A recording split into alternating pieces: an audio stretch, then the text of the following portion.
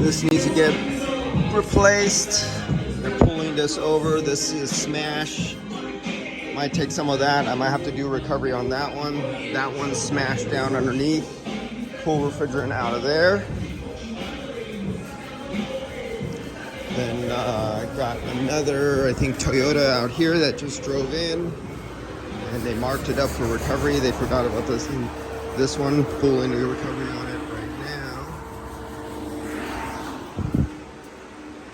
And then this one I did a recovery on a week or two ago on the Subaru. Getting ready to charge this one up now. Still pulling down vacuum. And